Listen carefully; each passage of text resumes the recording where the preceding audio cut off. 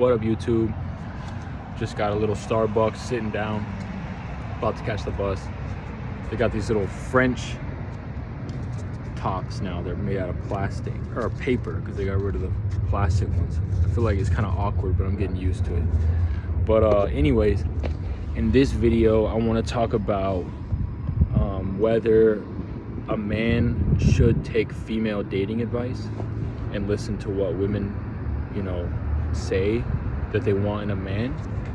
And I know a lot of men will say things like, don't ask don't ask a fish how to catch a fish, ask the fisherman or whatever. But personally, I actually disagree with this, and I actually believe that you should listen to female dating advice. I think that you should listen to all sides, and you gotta create your own style, incorporate it. I do believe that there's a lot of validity to what women say. Like, there's not everything that men say to do actually works. Like, for example, a lot of people will say, oh, men or women want a man who's not available. They don't like men who are too available. But the thing is that you got to take it with a grain of salt, because I've had women text me very excitedly, and then I was busy for a week and didn't text them back, and then when I text them back, they don't respond.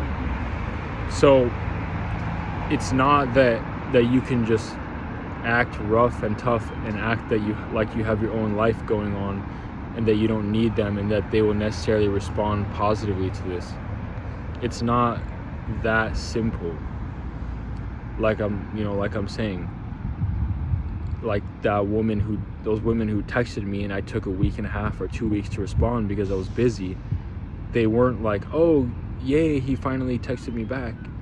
Like, that can happen, but sometimes it's truly that you didn't meet the emotional needs of that moment. Like, you are supposed to connect with them, and a week and a half without talking to them was too much. And it's not necessarily that you can just act rough around a woman all the time and that she will respond well to this. And you can't just always disagree with so much force. Like, sometimes you do have to, it is a strength to be emotionally connected and empathetic and, how can you say, affectionate to a woman or anybody.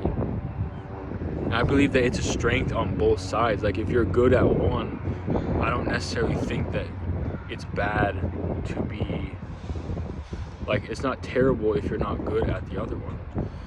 Like, I think there's a lot of guys that are not very alpha. They're just very emotionally intelligent. I've talked about this in my other videos, and they have girlfriends all the time, and very attractive girlfriends. Like, being emotionally intelligent, I feel like, is almost just as alpha. I think it is alpha in a sense, because a lot of your ways of navigating the world comes from your emotional intelligence and your ability to connect with other people. Even if you're not alpha, you can still navigate the world in that type of way. In some ways, I think that it can almost be more alpha to not be alpha, because in a sense, it's kind of like, if you are indestructible, then, or you are confident in your ability to defend yourself and be strong, you wouldn't necessarily have to act strong. You could act vulnerable, and you could act sweet, because you know that if someone tries to hurt you, you're ready. Like, you're not gonna take it. And I think that is hard to balance, because if you kind of become too soft, then maybe you're not ready to be strong or hard, having a hard exterior.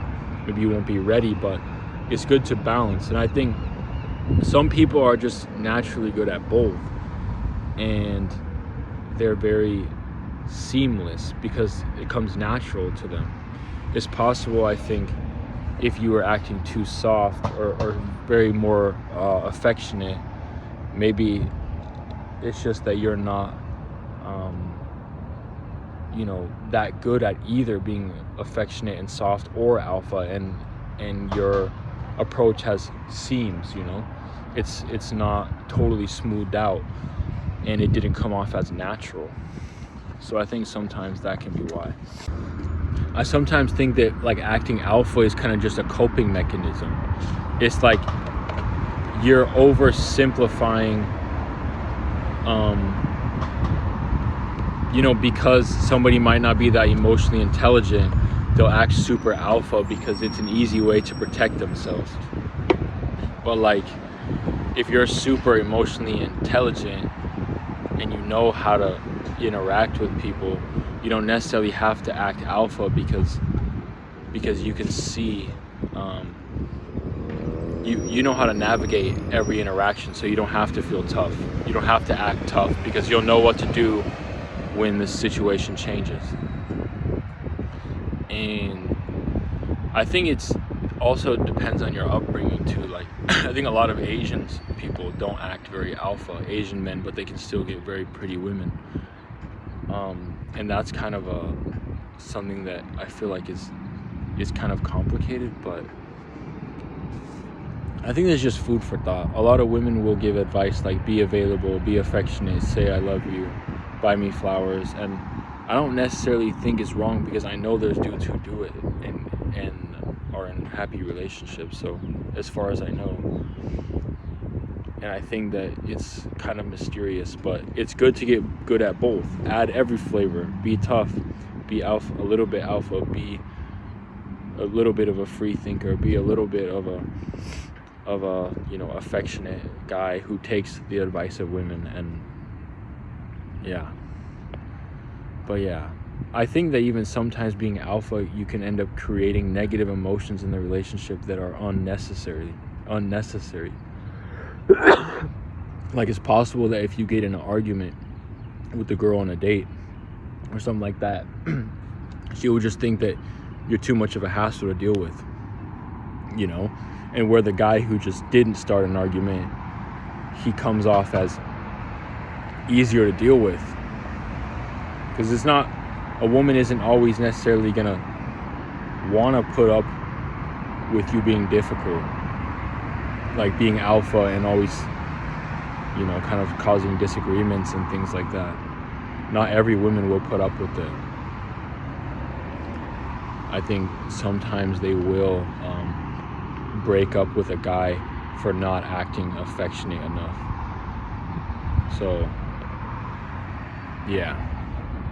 All right. My hair's messed up now.